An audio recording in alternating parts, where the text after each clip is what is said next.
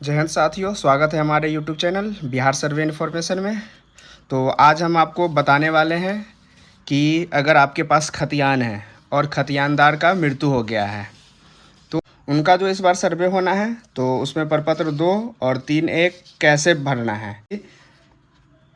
उसके साथ में हम आपको वंशवृक्ष भी बताएंगे कि किस टाइप से वंशवृक्ष बनना है, और में जो दखल वाला फॉर्म होता है उसको कैसे भरना है उसके बारे में भी बताएंगे। तो चलिए शुरू करते हैं। आज जो मेरे पास केस है इसमें आप देख रहे हैं कि यहाँ पे जो है खतियानधारी ये है कि भगवान तिवारी, पेशरान, हल्कू तिवारी, साकिंदे, इकराही, मतलब इनके नाम से खतियान है। जब भी आप कोई खतियान देखते हैं उसमें इसी टाइप से लिखा होता है, जिसमें उनका नाम रहता है और उनके पिता का नाम रहता है, वो कहाँ से बिलोंग करते हैं, वहाँ का एड्रेस रहता है। तो इसमें जो है कि भगवान तिवारी के नाम से है और पेशरान हल्कू तिवारी है। तो जब भी हम वंशवृक्ष बनाएंगे ये भगवान तिवारी से बनाएंगे, ना कि हल्कू तिवारी से। तो आपके सामने में देख रहे हैं कि हमने भगवान तिवारी के नाम से ये सबसे ऊपर में लिया है, और जो मरे हैं उसमें क्रॉस लगा दिए हैं, जो जिंदा है उसमें सही का निशान लगा देंगे। तो यहाँ पर है कि भगवान तिवारी 3 भाई थे, एक तो रामनाथ तिवारी था, मुनिनाथ और शिवनाथ, ये तीनों का देहांत हो गया था। उसमें फिर रामनाथ में ये 3 बेटा था इनका, एक श्यामनाथ तिवारी, धर्मेंद्र और संजीव। तो इसमें से ये दोनों जिंदा है और ये संजीव तिवारी का मृत्यु हो गया है। तो फिर उसका जिनका मृत्यु होगा उनका वंशज आगे जाएगा और जो जिंदा हो जाएगा वो वहीं पे ख़त्म हो जाएगा। अब ये नहीं करना है कि श्यामनाथ तिवारी जिंदा है और इनका जो पुत्र है उनका भी नाम दर्शा देना है, तो ये गलत हो जाएगा। कोशिश करना ये है कि जहाँ आपका जिंदा व्यक्ति आ जाए वहाँ पे वो वंशवृक्ष रोक देना है। यहाँ हमने आगे बना रखा है, ये जितेंद्र कुमार हो गया, इनकी एक पुत्री है जो कि गीता देवी है, उनका भी नाम हमने दर्शाया है। और कोशिश करें कि आप लोग भी अपने जो भी फुआ बुआ और आपकी बहन या कोई भी हो तो उनका नाम ज़रूर दर्शाएं।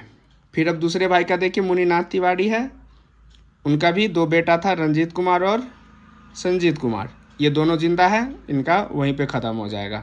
फिर अब है शिवनाथ तिवारी, इनमें एक पुत्री है और एक पुत्र है, दोनों जिंदा है, दोनों का नाम दर्शा देंगे। तो ऐसा करने के बाद ये हमारा वंशवृक्ष बन के तैयार हो जाता है। इसमें जितने भी सही का निशान लगा हुआ है वो जीवित वंशज को दर्शाता है, और जो गलत का निशान लगाया हुआ वो मृत व्यक्ति को दर्शाता है। फिर उसके बाद है कि सभी फर्केन का हस्ताक्षर, इसमें जितना जिंदा व्यक्ति है वो अगर अवेलेबल है सबका यहाँ पे साइन हो जाएगा। ये हमने A4 साइज पेपर में बनाया है, इसमें आपको कोई भी शपथ पत्र बनाने की ज़रूरत नहीं है, किसी भी मुखिया, सरपंच या जनप्रतिनिधि से आपको साइन मोहर करवाने की कोई ज़रूरत नहीं है। इतना चीज़ कराने के बाद ये आपका वंशवृक्ष बनकर तैयार हो जाता है। यहाँ पे जिस खतियान में जो खाता है उसका जिक्र कर दिया है। खेसरा है, ये 2 खेसरा है यहाँ पे, और रकबा जो है वो मैंने जिक्र कर दिया है। अब है कि इस केस में क्या हो जाएगा कि यहाँ पे जो जितने वंशज है इसमें अगर पंचनामा बंटवारा के तहत सब लोग शांतिपूर्वक रह रहे हैं और पंचनामा बंटवारा करा लिए हैं, तो उस केस में होगा कि जिनके नाम से जमाबंदी कायम हो गया हुआ है वो तो अपना पर्सनल सर्वे 2 जो फॉर्म आता है प्रपत्र 2 वो भरेंगे।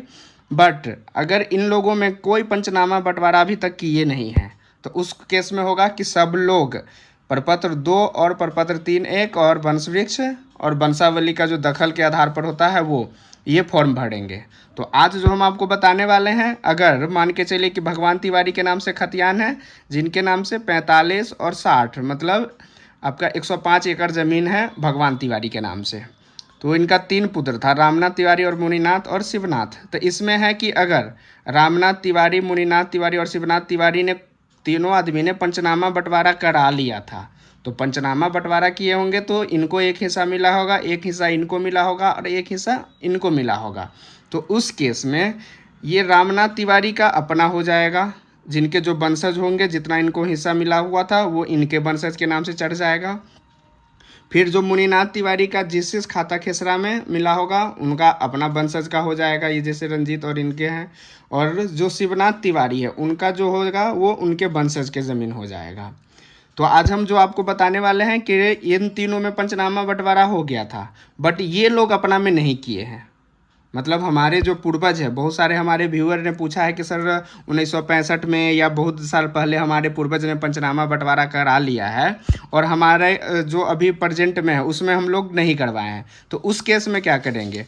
तो हम वही आज बताने वाले हैं कि रामनाथ तिवारी ये तीनों में हो चुका है, तो ये जो करेंगे इसमें से मान के चलिए कि 45 और 105 एकड़ में इनका जो हिस्सा होगा ये इनके वंशज के नाम से चला जाएगा। तो आज हम आपको इनके वंशज का कैसे सर्वे फॉर्म भराएगा, वंशावली तो हमने ऑलरेडी बना ही दिया है, तो चलिए हम इसका प्रपत्र 2 भरते हैं। यहाँ पे आपका जो ऊपर का हेडिंग है वो आप भर लीजिएगा। राजस्व ग्राम में जहाँ ज़मीन है वो आएगा, थाना नंबर जो राजस्व ग्राम का होगा, हल्का नंबर, पता है तो ठीक है वरना खाली छोड़ देना है। पुलिस थाना जो ज़मीन का पुलिस थाना होगा। उसके बाद ज़मीन जिस अंचल में पड़ता है यहाँ रहेगा, ज़िला आपका लिखा जाएगा। तो चलिए हम इसको भरते। तो हमने ऊपर का हेडिंग भर लिया है। अब आते हैं रैयत का नाम। तो इसमें जो है रैयत का नाम में कौन कौन आदमी आएगा, आप देख पा रहे हैं कि रामनाथ तिवारी का जो है ये श्यामनाथ तिवारी और धर्मेंद्र तिवारी और ये जितेंद्र तिवारी, गीता देवी, इसमें 4 आदमी जिंदा है। तो इस चारों का नाम आ जाएगा। वर्तमान जो अभी रैयत है जिंदा है उनका नाम यहाँ पर आ जाएगा, जो कि हम प्रपत्र 2 में भरेंगे। तो सबसे पहला जो इसमें लिखाएगा वो श्यामनाथ तिवारी का नाम आ जाएगा। तो इसमें जो है आपका श्यामनाथ तिवारी, तो हमने यहाँ पे श्यामनाथ तिवारी लिख दिया है। और उसके बाद जो दूसरा भाई है उनका वो नाम आ जाएगा धर्मेंद्र तिवारी। तो ये है कि ये दोनों तो भाई है, बट एक भाई का देहांत हो गया है, तो ये दोनों का लिखा जाएगा। इनके पिता का नाम है स्वर्गीय रामनाथ तिवारी जो होगा वो लिखा जाएगा। अब जो तीसरा है तो इसमें हम वो करके इसमें एक भाई का जो देहांत हो गया है उसके वंशज का नाम इसमें लिख देंगे। जैसे जितेंद्र कुमार हो गया, गीता देवी, फिर पिता का नाम जो हो जाएगा ये संजीव तिवारी। तो इसमें आप देख रहे हैं कि एक भाई ये हो गया, एक भाई ये हो गया और एक भाई ये हो गया। तो इनका जो जीवित वंशज है वो दोनों हो जाएंगे और ये तो खुद दोनों जिंदा है। तो इस टाइप से ये फॉर्म भराएगा। इसमें हो जाएगा कि एक अंश इनका हो जाएगा, एक अंश इनका हो जाएगा और एक अंश ये दोनों भाई का और बहन का हो जाएगा।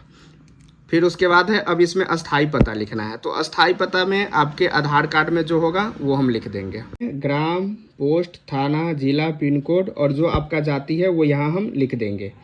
ये आपके आधार कार्ड में जो भी होगा वो आप यहाँ लिख देंगे। उसके बाद अब हम इसमें खाता भरेंगे। तो जो हमारा खाता है, जो खतियान में खाता रहेगा वो हम यहाँ पे भर लेंगे खाता वाले में। और जो हमारा खेसरा रहेगा, जैसे इसमें 2 खेसरा है, एक 25 है और एक 45 है, तो ये हम पूरा यहाँ पे लिख देंगे। यहाँ हमने खाता लिख दिया है और जो खेसरा है ये हम खेसरा, अगर आपको 2 से ज़्यादा खेसरा है तो इसी में भर देंगे। अगर इसमें नहीं होगा तो आप अलग पेज लगा सकते हैं। अब आता है कि रकबा। तो जो हमारे खतियान में है, खतियान में कुल रकबा कितना है, 45 एकड़ एक खेसरा में है और 60 एकड़ एक खेसरा में है। तो दोनों मिला के कितना हो जाता है, 105 एकड़। तो 105 एकड़ में ये तो भगवान तिवारी के नाम से है 105 एकड़। तो इस तीनों में अगर बंटवारा होगा तो ये तीनों का बराबर बराबर हिस्सा होगा। तो 105 भागा हम 3 कर देंगे। तो 105 भागा 3 करने पर आपको एक आदमी का जो रकबा होगा वो 35 एकड़ होगा। तो इनके नाम से 35 एकड़ जाएगा, इनके वंशज के नाम से। जो मुनीनाथ तिवारी है इनके वंशज के नाम से 35 जाएगा और जो शिवनाथ तिवारी है उनके नाम से 35 जाएगा एकड़ में। तो इसमें से अब ये है कि 25 खेसरा में कितना है और 45 खेसरा में कितना है। ये आपको जो पंचनामा बंटवारा किए होंगे उसमें लिखा होगा कि 25 में इतना एकड़ ज़मीन है और 45 में इतना है। तो तीनों में अगर लोग बराबर बराबर लिए हुए हैं तब तो 25 में जितना रकबा है, 25 में 45 है, तो एक आदमी का कितना 15 हो गया यहाँ पे। और दूसरे में है कि 45 खेसरा में 60 है, तो एक आदमी का 20 हो जाएगा। उसी के अनुसार हम यहाँ पे चढ़ा लेंगे। तो यहाँ हमने रकबा लिख लिया है कि एक आदमी का जो होगा वो 15 एकड़ होगा 25 खेसरा में, और एक आदमी का जो होगा वो आपका 20 एकड़ होगा 45 खेसरा में। फिर उसके बाद हम क्या करेंगे कि जो 15 एकड़ वाला 25 खेसरा है उसका जो वर्तमान का चौहद्दी होगा वो यहाँ पे लिख देंगे हम, और जो 45 खेसरा का है उसका हम वर्तमान चौहद्दी यहाँ पे भर लेंगे। तो ये हमने उत्तर दक्षिण लिख दिया है, आप खुद इसमें भर लीजिएगा। अब होता है किस्म। किस्म तो कई सारे होते हैं, जैसे भीट होता है, धनड़ होता है, परती होता है, और भी सारे किस्म होते हैं। तो इसमें जो ज़मीन का आपका किस्म है वो अगर आपको नॉलेज नहीं है कि ये भेंट में आएगा या धनहर में आएगा, तो आप इसको, जिस पे अगर घर बना है वो आवासीय के अंतर्गत चला जाएगा, जिसमें अगर खेती होता है वो कृषि के अंतर्गत चला जाएगा, जिसमें अगर आपका बांस लगा हुआ है उसको बसवाड़ी बोलते हैं, जिसमें आपका आम का बागान वगान लगा हुआ है उसको हम बागवानी बोलते हैं। मतलब पोखर खुदाए हुए हैं तो उसमें आप पोखर दर्ज करेंगे। तो ये सब चीज़ें हम लिख देंगे। अगर मान के चलिए कि जो 25 नंबर खेसरा है इसमें हमारा कृषि होता है, तो हम किस में कृषि लिख देंगे। और ये जो खेसरा है ये हमारा बागवानी लगा हुआ है, आम का पेड़ लगा हुआ है, तो इसको हम बागवानी लिख देंगे। उसके बाद अब शेष छोड़कर लगान है। तो अब ये है कि इसमें शेष छोड़कर लगान कहाँ से आएगा। आपका तो जमाबंदी कायम नहीं हुआ है। जो जमाबंदी कायम है वो तो हमारे पूर्वज के नाम से है, जो आपके पंचनामा बंटवारा के तहत अगर किए होंगे तो उनका जाएगा, बट आप लोगों के नाम से तो नहीं है, तो इसको हम खाली छोड़ देंगे। जमाबंदी संख्या आप लोगों के खुद के नाम से, जमाबंदी अभी कायम ही नहीं हुआ होगा, तो आप जमाबंदी भी खाली छोड़ देंगे। अब आता है कि भूमि पर दावा का आधार यथा उत्तराधिकार, दान, क्रय, बंदोबस्त है। तो ये जो आपका ज़मीन है ये तो आप लोग पंचनामा बंटवारा के तहत या उत्तराधिकार के तहत ही आप अपने नाम से चढ़वा रहे हैं, या आपके इस बार जो सर्वे होगा उसमें आपके नाम से खाता दर्ज होगा। तो इसमें जो भूमि का दावा का आधार होगा ये आपका यथा उत्तराधिकार होगा, ठीक है, क्योंकि आपको खतियानी वंशज होने के नाते आपको ये ज़मीन मिल रहा है, तो इसमें हम उत्तराधिकार लिख देंगे।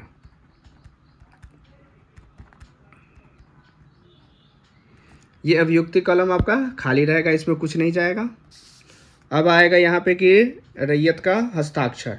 तो रैयत का हस्ताक्षर में आपका जो भी इसमें से वंशज है, जैसे इसमें श्यामनाथ तिवारी, धर्मेंद्र तिवारी हो गए, जितेंद्र हो गए, गीता देवी हो गया, तो इसमें से जो भी आदमी में से कोई एक आदमी अवेलेबल हो जो यहाँ कर सकते हैं वो अपना यहाँ पे साइन कर देंगे। उसके बाद है मोबाइल नंबर, तो अपना यहाँ पे मोबाइल नंबर वो डाल देंगे जो 10 अंक का होता है, ठीक है। और उसके बाद जो आधार संख्या होता है वो हम यहाँ पे आधार संख्या डाल देंगे। इतना चीज़ होने के बाद यहाँ पे स्थान में जहाँ से आप फॉर्म अप्लाई कर रहे हैं जहाँ के लिए, वो यहाँ पे हम डाल देंगे।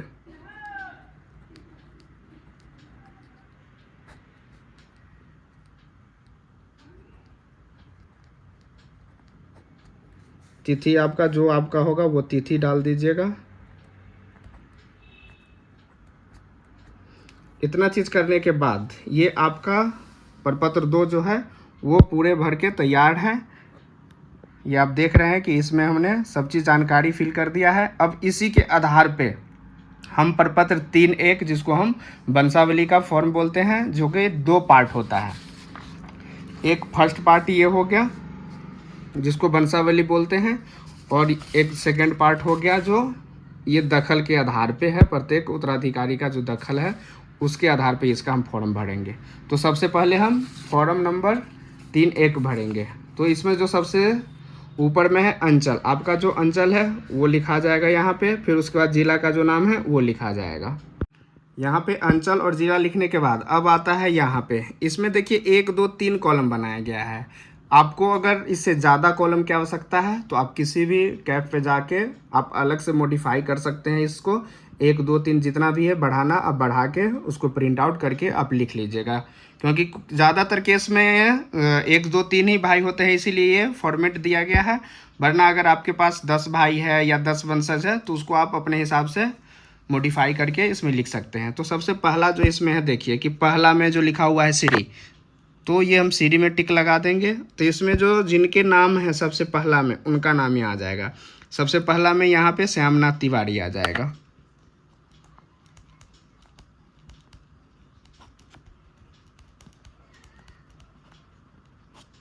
अब ये जो श्यामनाथ तिवारी है इसमें लिखा हुआ है पुत्र, पुत्री, पत्नी, मतलब ये किन के पुत्र थे।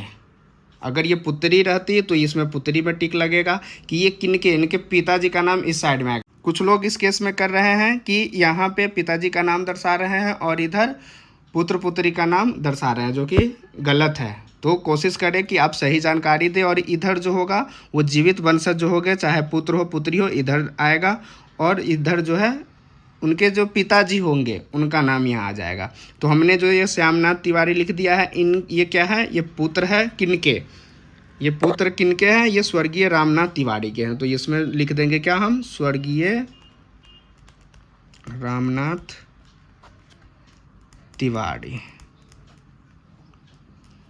फिर उसी अनुसार है दूसरा है धर्मेंद्र तिवारी। तो हमको एक जगह चाहिए, इसीलिए हम इसी में लिख देंगे वो करके धर्मेंद्र तिवारी।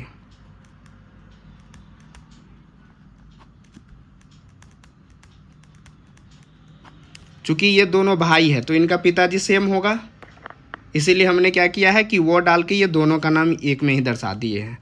अब नीचे है कि ये दोनों का हो गया, ये जितेंद्र कुमार और गीता देवी, तो ये भी दोनों भाई है, भाई और बहन है। तो यहाँ पे हम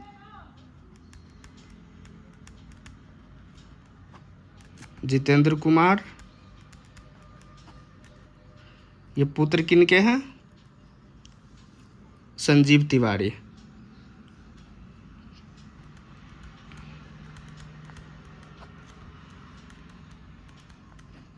ये भी स्वर्गीय हो गए हैं, यहाँ पे हम स्वर्गीय लगा देंगे और यहाँ पे भी हम इनको स्वर्गीय लगा देंगे। ठीक है, तो अब इनका जितेंद्र कुमार का तो हो गया। अब ये बच गई गीता देवी, इनका नाम यहाँ लिखा जाएगा गीता देवी। ये क्या है, पुत्री है, तो यहाँ पे हम पुत्री लिख के टिक मार देंगे, इसको गलत कर देंगे। ठीक, पुत्री लिखने के बाद ये किनके हैं, ये ऊपर वाले जो है उन्हीं का है। तो यहाँ पे स्वर्गीय हम संजीव तिवारी। अब ये पूरा क्लियर हो गया कि कैसे भरना है। इसमें पुत्र का नाम आ गया जो जिंदा है, यहाँ पिताजी का नाम आया गया, ये पुत्र का नाम हो गया, ये पुत्री का नाम हो गया, यहाँ पे पिताजी का नाम आ गया। अब ये है पत्नी, तो जो संजीव तिवारी है उनकी अगर पत्नी जिंदा है तो यहाँ लिखा जाएगा, अगर मृत्यु हो गया है तो स्वर्गीय लग जाएगा। तो यहाँ पे हम लिख देते हैं उनके पत्नी का नाम।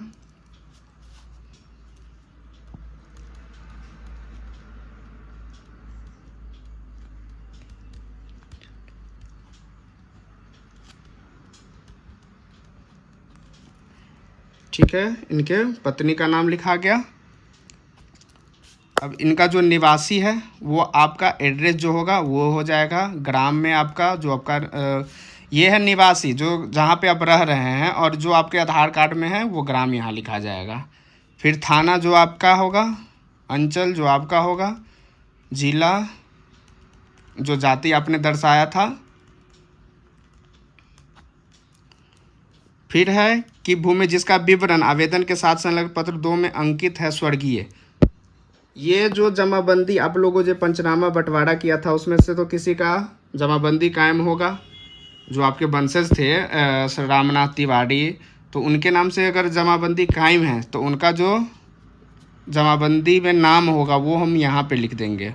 तो मान के चलिए रामनाथ तिवारी के नाम से जमाबंदी कायम है, इनके नाम से रसीद कट रहा है। ठीक है, अगर इनके नाम से नहीं है, अगर इनके वंशज के नाम से है तो उनका नाम यहाँ हो जाएगा। फिर इनके जो पिताजी का होगा वो यहाँ पे नाम आ जाएगा, ये खाली है, ये पिताजी का नाम रामनाथ तिवारी का जो पिता है जो कि हम वंशवृक्ष में बनाए थे,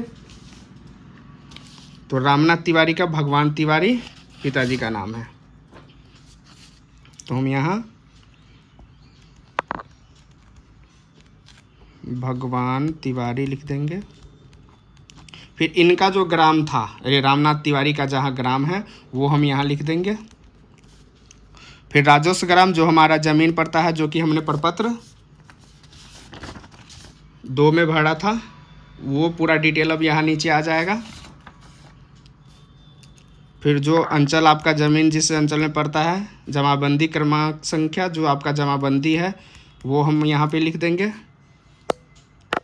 इसके बाद है कि ये जो खतियान में अंकित खाता, खतियान में तो आपका ज़मीन तो खतियान ही है, अगर केवाला रहता तो यहाँ केवाला लिख देते, लेकिन मेरा ज़मीन क्या है, खतियान है।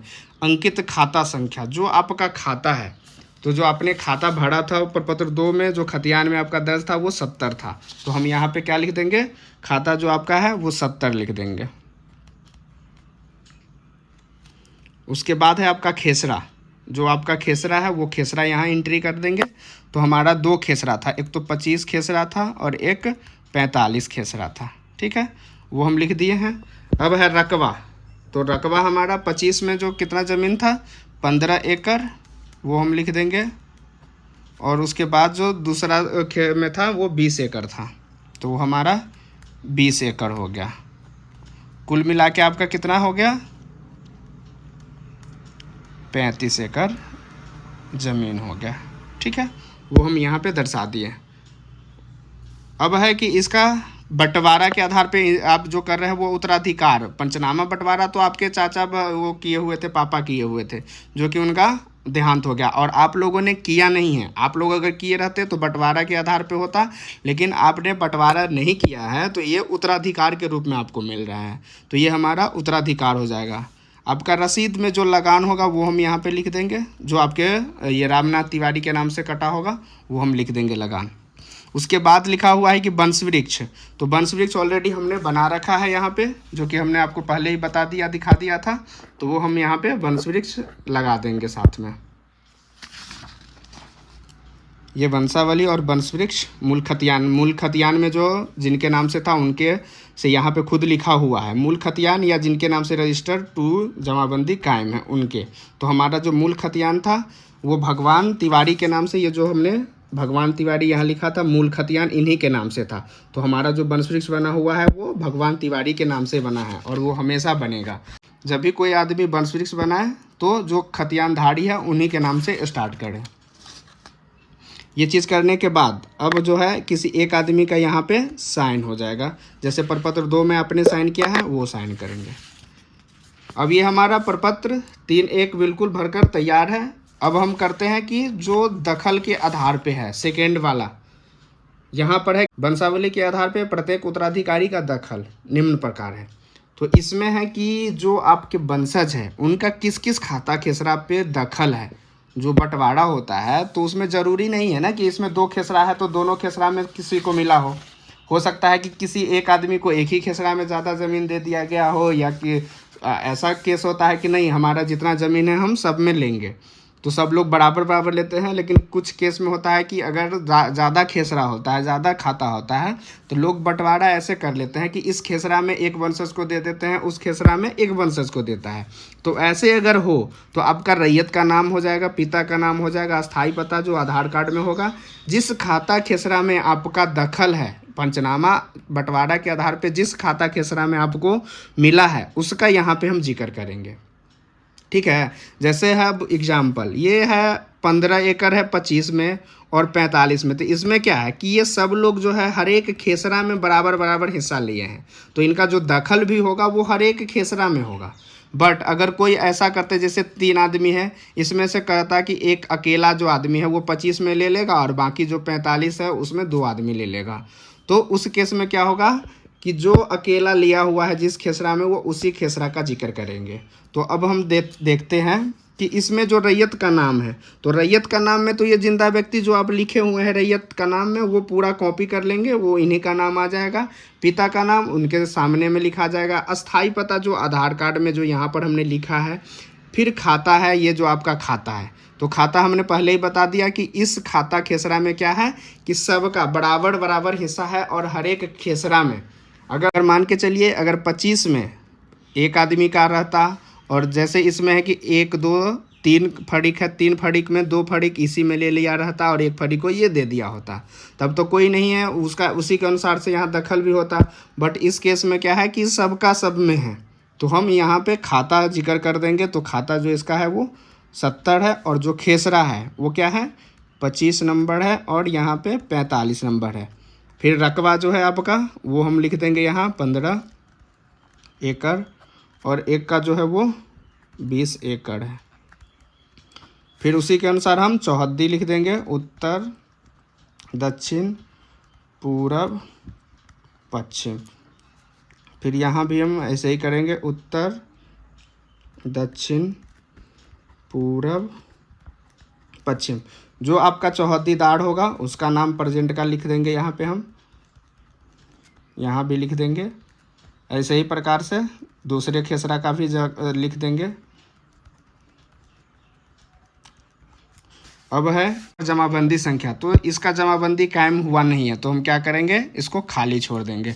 अगर जमाबंदी कायम हो गया रहता तो फिर ये प्रपत्र 3(1) भरने की कोई ज़रूरत ही नहीं होता। अस्थाई पता, अस्थाई पता जो आपका आधार कार्ड में है, जो हमने प्रपत्र 2 में भर रखा है, वो हम यहाँ पे फिल कर लेंगे। पोस्ट ज़रूर लिखें और पिन। इस बार हो सकता है कि जो भी आपके इम्पोर्टेंट डॉक्यूमेंट्स है वो डायरेक्ट आपके अस्थाई पता पे जा सकता है, तो कभी भी आप पिन कोड और पोस्ट ये मतलब लिखना नहीं भूलें। फिर आपका जो जाति होगा वो हम लिख देंगे। रैयत का नाम में सबसे पहला जो होगा आपका वो नाम लिखा जाएगा यहाँ पे, श्यामनाथ तिवारी, वो धर्मेंद्र तिवारी। इनके पिता का जो नाम होगा वो हम लिख देंगे यहाँ पे।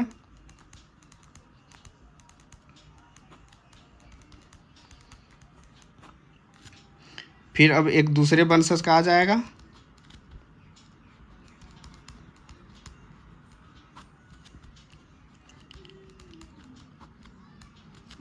इसमें वो नहीं लगाएंगे, साथ में लिख देंगे ताकि लोगों को दिख जाए कि ये दोनों एक है। इसमें एक ये हो जाएगा, एक ये हो जाएगा और ये दोनों मिला के एक हो जाएगा। फिर इनके पिता का जो नाम होगा वो लिखा जाएगा यहाँ पे।